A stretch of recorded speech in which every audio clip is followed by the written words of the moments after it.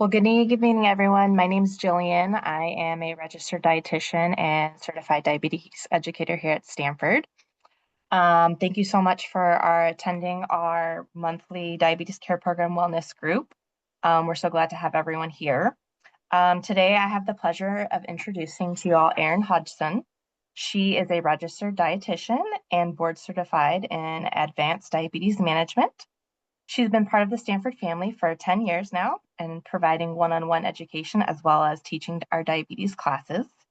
Erin specializes in diabetes management, weight loss strategies, and gastrointestinal disorders. She enjoys helping people develop healthy eating strategies and continuing to enjoy the foods they love to eat. Tonight, Erin is going to be discussing with you all tips on navigating healthy eating and blood glucose management during travel. So before I hand it over to Erin, just a couple of things. If you do have some questions, feel free to write them in the Q&A section, which is at the bottom of your screen. Erin will answer these questions at the end of her presentation. This webinar will be recorded and it will be posted on our Stanford Health Library under the Diabetes Care Program. You can also find previous webinars that our colleagues have presented on. I will include that link if any of you are interested after Erin starts her presentation. All right, and I will give it to you, Erin. All right, thank you, Jillian. And welcome, everyone. Thank you for joining me tonight to talk about nutrition and travel, which are two of my favorite topics. Summer's here, it's a big travel season. And before we get started, I'd love to hear from all of you. Do you have upcoming travel plans or have you recently traveled? Maybe some of you travel for work. So yeah, go ahead and put it in the chat, and then Jillian will share with us where you guys are going this summer. Looks like we have people are going to Los Angeles next month. Some people are traveling abroad to France and London. Concerned about eating too much food, which I'm sure you'll discuss. Some people have already traveled. They went on cruises. Yeah, seeing lots of, lots of cool places. Yeah, lots of destinations and different types of travel. So these are our learning objectives. When traveling, there's unique challenges to staying on track with your blood sugars and nutrition. So we'll focus on maintaining balance, look at some carb counting tools. I'll share some helpful tips for different types of travel, which we've heard. Many of you have done different types of travel already or have plans. And I'll share some of my own experiences and things I've learned and that work well for me. So there's a lot to consider when you're traveling. There's changes with environment, including types of food and availability. Meal times can be varied. There's changes in activity level, energy, sleep patterns. And we find ourselves in a different mindset. We often associate travel with celebration and indulgence, maybe a little bit of food or culinary tourism. Throughout the presentation, think about these three themes: planning, balance, and most of all, enjoy. So, this may be an anticipated time off or some relaxation, maybe a bucket list trip or time to spend with friends and family. So, enjoy and savor the time and the experience. All right, let's start with planning. So important things to think about are food availability, your accommodations, and medications. So, where will you be staying? What food is available? Do you have access to a kitchen? Or maybe you'll be relying more on restaurants and convenience foods. Will you need to make some medication adjustments? How are you going to transport your medications? One way I like to think about balance during travel is splurge and nourish. What special foods and restaurants do you want to try? And how will you balance your day with the healthy options? What does activity look like? Oftentimes activity is increased during travel. You may be joining a tour or a lot of walking built into your trip. So it's important to know, if you're doing tours, are there going to be any food stops? Do you need to pack food or water? What will be happening with your blood sugars? You may have have to be mindful of your blood sugars dropping. Always keep fast-acting carbohydrates with you and a glucagon kit if that's prescribed. And then enjoy. These are lifetime memories. When I work with people one-on-one, they often ask me, is it okay to have some of these treats that I'm really looking forward to, or there might be fattier foods than what I usually have in my diet? And so the answer is yes, it's okay. You must.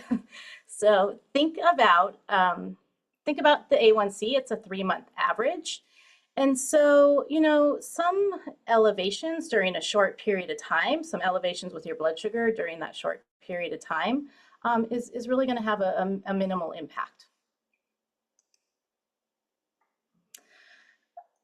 I do want to share an additional webinar that's archived and everyone here has access to. It's Traveling with Diabetes. It was presented by our clinical pharmacist, Nancy Shin. So I highly recommend viewing this if you have upcoming travel. We'll share the link in the chat for you to access that, just to highlight some of the important tips that are included in that presentation to be prepared and safe. So always keep your medications with you when traveling. Don't pack them in your checked luggage, and make sure you're keeping them at a safe temperature. Bring extra supplies. If you wear an insulin pump, you can get a loaner pump from the company. And so you can take that with you for backup, especially if you're traveling internationally. So contact the pump company to see about that. And always wear a medical ID or bracelet or necklace. So Nancy really covers a lot of valuable information, and it pairs really nicely with tonight's topic. These are some common challenges when traveling. There's limited food options. Fast food, processed food can really dominate, and they're readily available. There are busy schedules, unexpected changes in plans. These can lead to skipped meals. Sometimes there will be like many hours before you have access to food again. Language barriers are an important consideration. And then those mindset shifts. So number one, enjoy that gelato or pastry, that special cheese or entree, but practice being mindful and present. And truly enjoy the pleasure of the experience. And then also be mindful of maintaining balance. Not every meal needs to be a big, rich option. And you'll feel better when you're maintaining this balance throughout your travel. You'll feel lighter, more energetic, and that can increase the enjoyment overall. So planning will go a long way to help you stay on track, and we're going to go into detail on the topics that are listed here.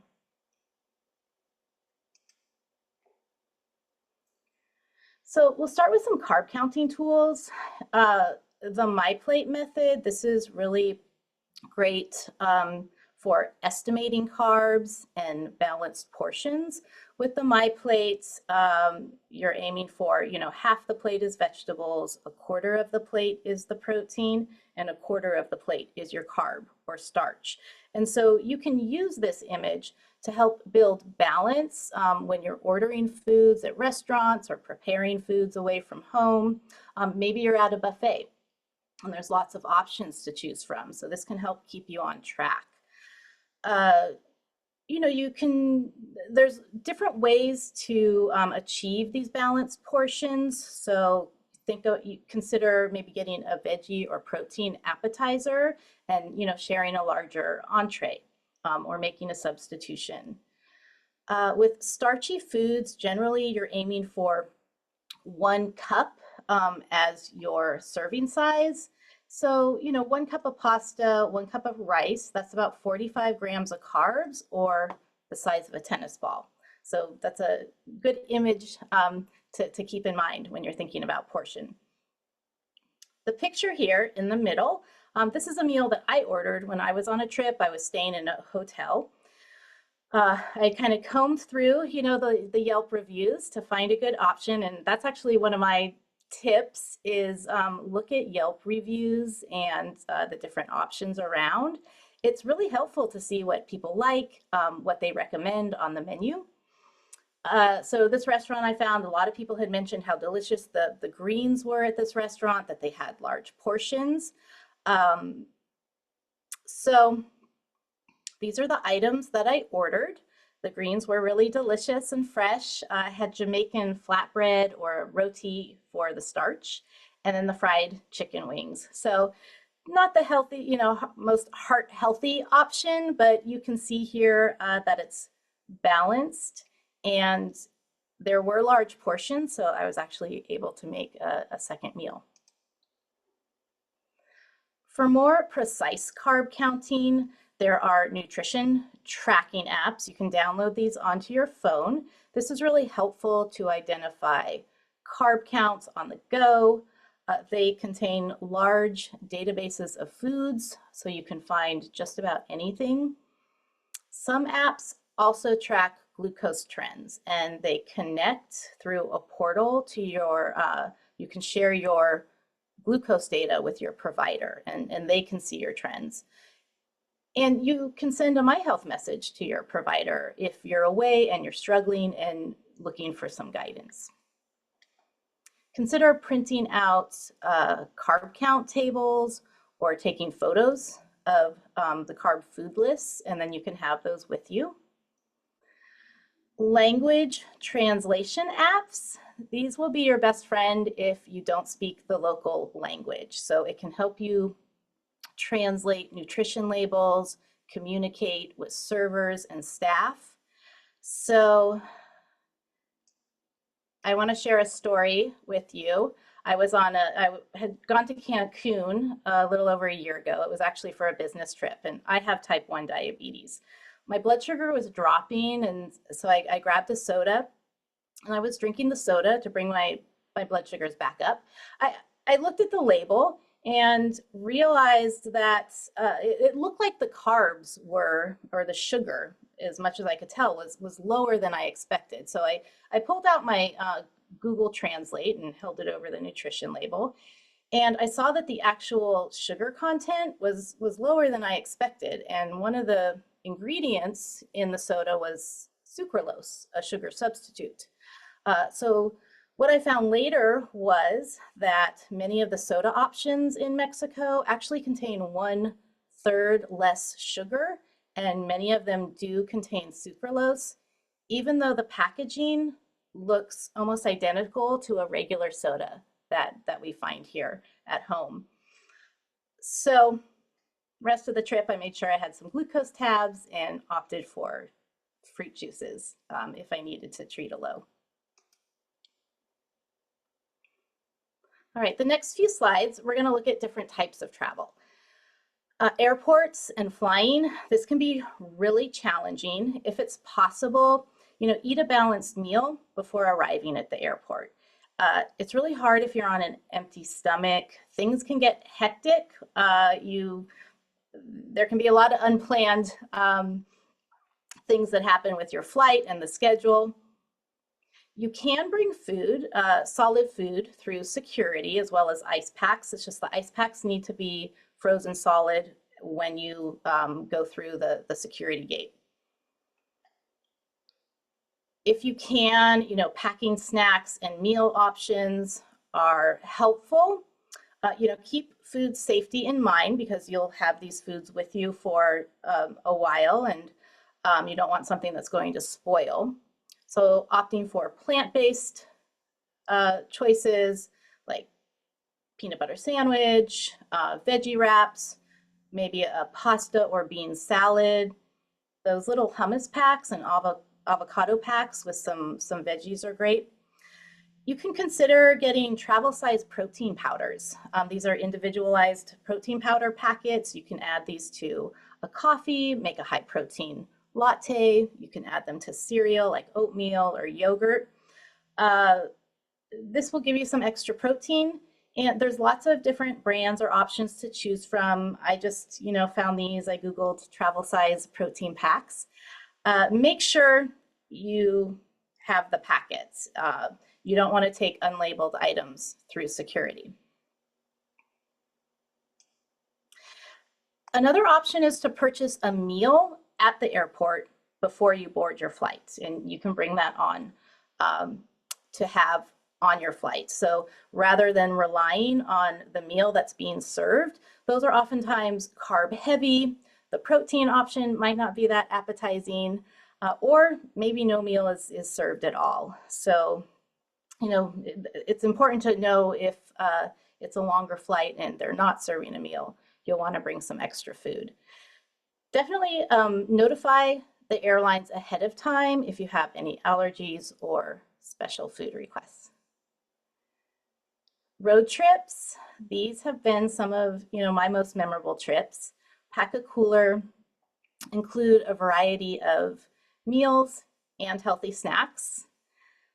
Some options that are great for a road trip: salads, fresh fruit, low sugar beverages, maybe something with caffeine, a deli sandwich, popcorn for snacks. Protein shakes are really quick and easy. It's also helpful to map out stops and map out a timeline with some restaurant destinations. Maybe this will be around when you're going to need to refill for gas or do a battery charge. This can help reduce fast food stops, food mart snacks. That gives you something to look forward to. Take advantage of rest stops. This is a great way to save money and time. It can be relaxing rather than going into a busy, crowded restaurant.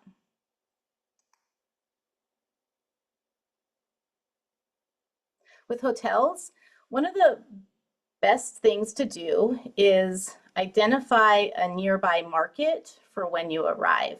Have a list of items that you want to have to stock in your hotel room, and get a few items either before or shortly after you check in to your hotel, if you're able to do that. Things like a salad kit, a cold entree, a simple breakfast option, a few light snacks. Don't buy too much food. You want to see how things unfold with your trip. It's better to make an additional trip to the store if you need some things.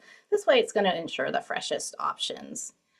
You can request a microwave and a refrigerator if that's not something that's standard in the hotel room, and they'll waive the fees if it's for a medical condition, so ask about that in advance. If the hotel includes a breakfast buffet, try to start the day off with a healthy filling option. Things like eggs, whole grain toast, fresh fruit, cottage cheese or yogurt, oatmeal with nuts. You can also grab a piece of fresh fruit or one of those little peanut butter packets or cream cheese packets, little cups that they have, and bring that with you for later. These are just pictures of examples of things that you can keep in your hotel room. These salads are things that you can easily build in your room. Get some washed kale or lettuce packs. This one has some pumpkin seeds, walnuts in the other salad for a little bit of extra protein and fiber. Some crumbled cheese, berries, and these are all really versatile ingredients that you can use in different ways. So business, if you travel for business, that can be really challenging, especially if you travel frequently. So often there's lots of dinners or events, catered meals. So you don't have a lot of control over the food options. Some things you can try: eat a salad, have some protein before you attend the event or dinner. Filling up on fiber, extra protein is going to help fill you up a little bit and can lead to, consuming smaller portions. Consider a protein shake before you go. Pack snacks to carry with you during the conference or excursions that might be planned. Alcohol is also, that's often a big part of business travel and the meals and events. So make a plan for your alcohol consumption. It can be helpful to set a limit ahead of time. You can also enjoy other great beverage options: soda water with citrus slices, diet soda, low sugar mocktails. You can ask to replace the simple syrup with some Splenda. That's a great way to reduce the carbs. If you have the option and can choose the restaurant for your group, then choose something that has some meal options on the menu that work for you.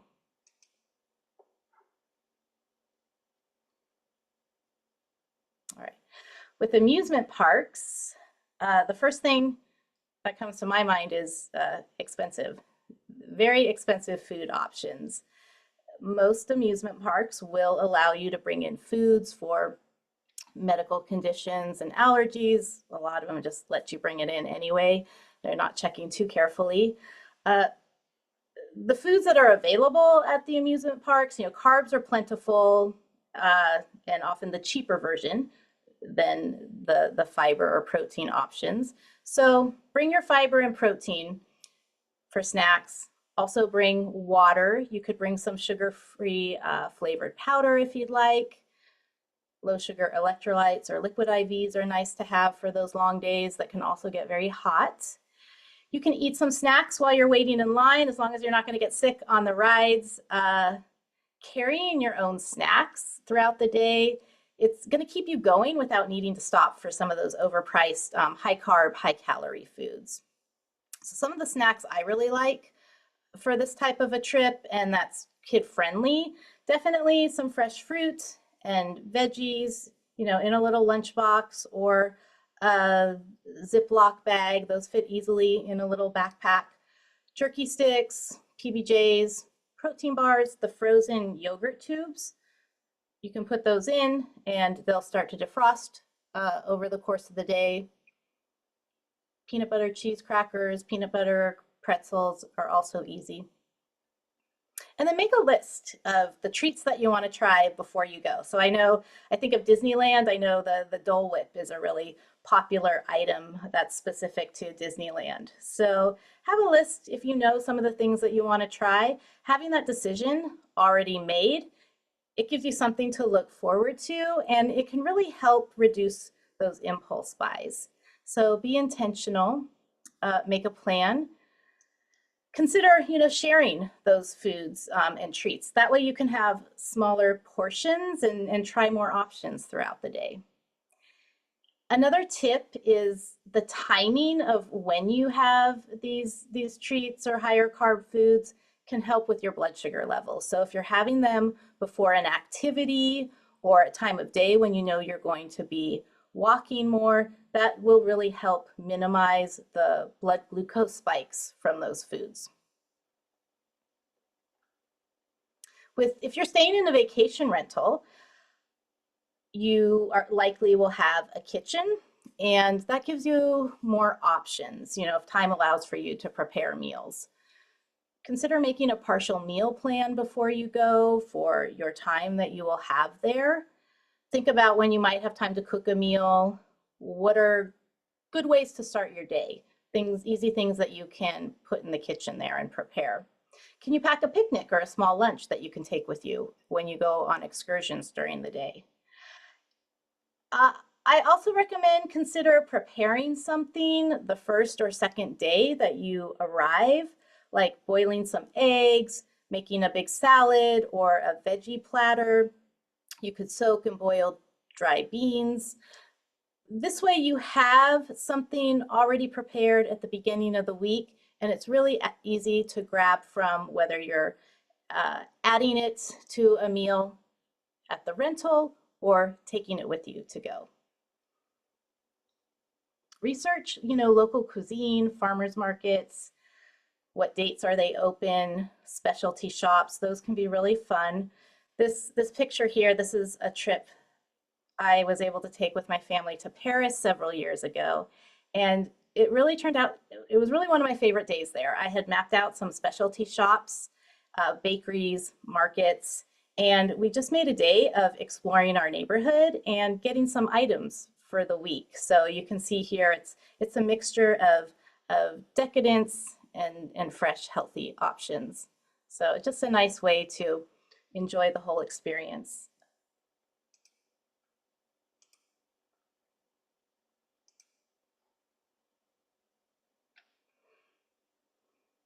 Here is a list of some good options. And just think plants and protein. These will be your go-tos during travel. So whether you're eating out, purchasing groceries, packing some snacks, think, what's my plant? What's my protein? When in doubt, order more plants, vegetables, plant-based proteins like tofu, nuts, seeds, whole grains, beans, just a really easy, healthy default.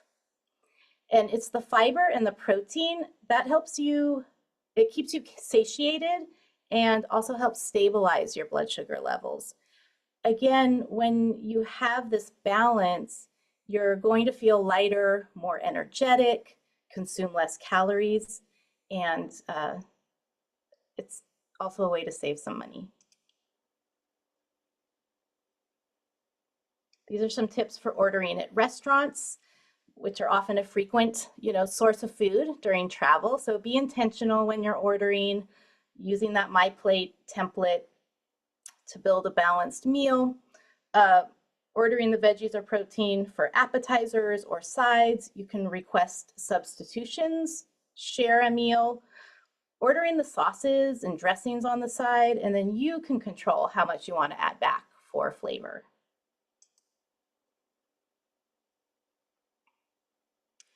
When traveling, you're likely to have some really busy days, and things won't always be perfect or go as planned, so just do your best. When you can start your day with a balanced breakfast, that is very helpful. Stay energized throughout the day with small snacks, planned meal breaks. Hydration is really important. You could consider getting one of these collapsible water bottles. There's different types and options. Makes it really easy to refill throughout the day. And be prepared for lows.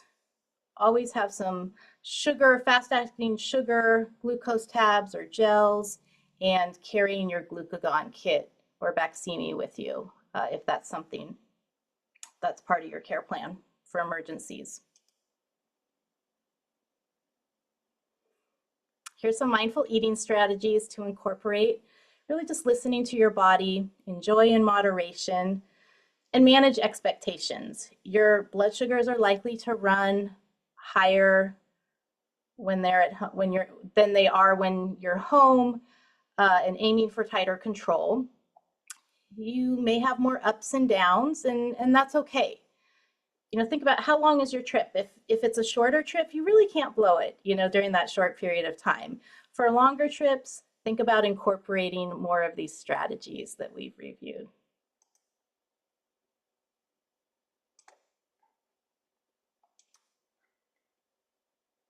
All right. Activity, this can be a really enjoyable part of travel. Oftentimes, it's already built into the trip. And activity offsets extra calories and carbs.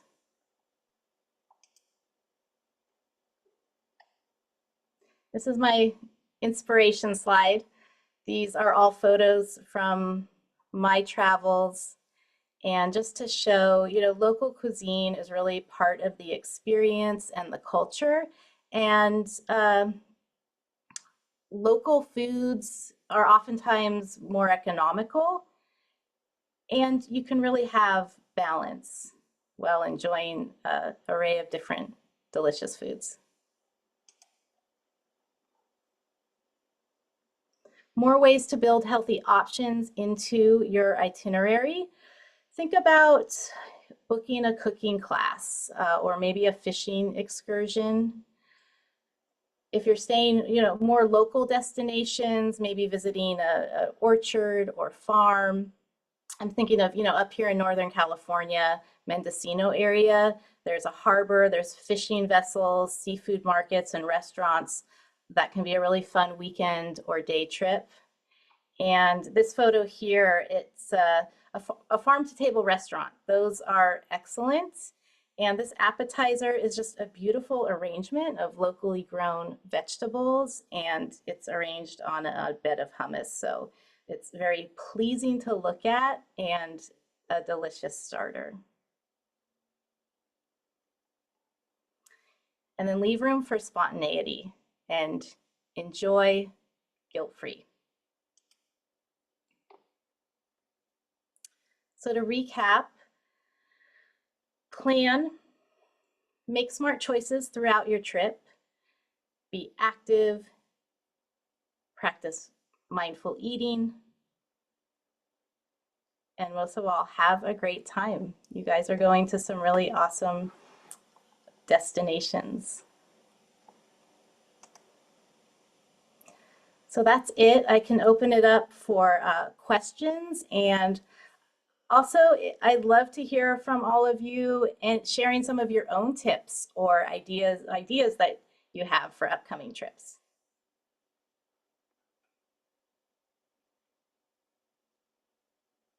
Thanks for all of that great information, Erin.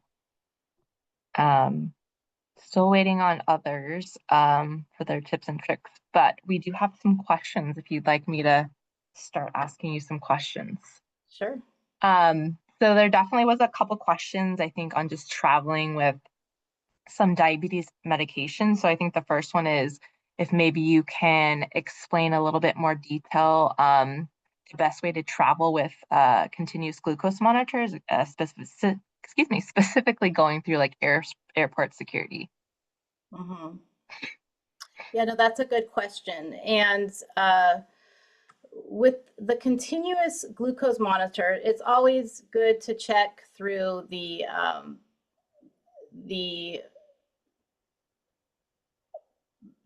instruction manual or contact the company directly. Most of the time it's okay to take the pumps and the continuous glucose monitors to go through the metal detectors. And I actually can't say 100% about the scanners, the whole body scanners. I know you definitely do not want to take insulin pumps through the scanners. Both can go through the metal detectors and they're fine. You don't want to put them through the X-ray machine. So if you have time and you can get TSA pre-check. That's really helpful if you have medical equipment. It can save some time. And with an insulin pump, with any of these, you can let them know I'm wearing a medical device, and you can opt out of going through either one of the scanners. You'll have to wait a little bit for somebody to come take you around, and then they do a full pat down and do a little screening on the equipment. Thank you for that. The other question related to traveling is what's the best way to travel with some of the GLP-1 medications like Mounjaro? Mm-hmm. Especially like if you're having connecting flights. Right. Always good to talk with your provider and let them know when you're traveling, how long you're going to be traveling for. And with flights, I mean, any kind of travel, you want to be careful with the temperature. So keeping them at a safe temperature. There are really great um, like ice packs or cold little cooler containers made specifically for like insulin pens and those the GLP-1 pens. So that's what I recommend. They come in different sizes. There's one that's called like Frio Pack, which is pretty convenient if it's like a shorter flight. It has some gel beads in it, and so the cold gets activated when you soak it in water and they expand. And so you can put the pens in in that little pocket and just keep it with you. And then when you get to your hotel, you can put it in the fridge. But that is why you want to keep your medications on you and not in a checked bag, because the temperature is not regulated where the luggage is kept under the plane, so it can get very cold and very hot. Great. And that's, Nancy has some really good, more detailed information in her presentation on that. But I would always, check in with your doctor about the timing of your medications. If it's a shorter trip, I know sometimes with those weekly medications, you might be able to make a little adjustment and not have to take so much with you. Great. Another question that we've had is there a good hydrating drink specifically for diabetics that you would recommend during travel?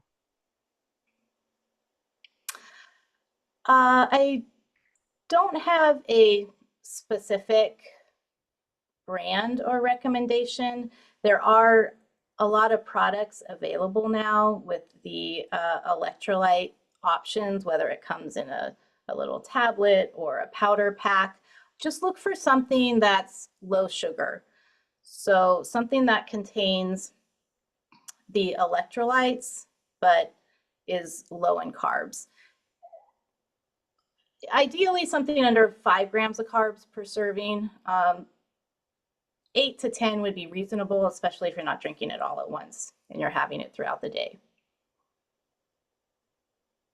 Awesome. And then the final question that I've seen is related to alcohol. So if you can kind of maybe give more tips on maybe, I think the question was specifically, does hard liquor, like, what's that effects on blood sugars? Is it more of a higher glycemic um, index kind of a beverage? And yeah, maybe some more just tips and tricks on that. Yeah, I love all of the safety that you're all thinking about. So important. So with alcohol, the number one, the serving size is same for someone with diabetes as someone who does not have diabetes. So no more than 1 serving per day for women, no more than 2 for men. That may look a little different on vacation. The drinks that raise the blood sugar are typically, it's the sugar containing cocktails. So a glass of wine, really minimal carbohydrates.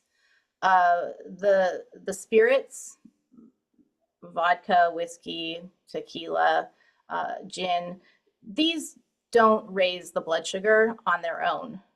It's the sugary mixers that add the carbs. So, and these can get pretty high in carbohydrates, because some of these really delicious cocktails will have simple syrups.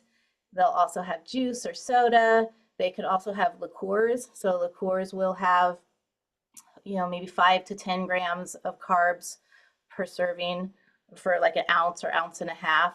So having a more spirit forward drink that does not contain juice or soda or simple syrups, like something like a martini, a old fashioned, those are actually pretty low in carbs. You can also special order. So you could ask if it's like a mojito or a margarita. If they make it with real lime juice, you could just ask them, hey, can you skip the simple syrup? Can you put some Splenda in there? You could say, I really need or prefer a very low sugar option? Can we make some adjustments? So that's what I recommend. Great. There are a couple more questions coming in. One of them is, how can we check if restaurants are using specific ingredients like olive oil, for example? You, it could be hit or miss. I think it depends on the restaurant.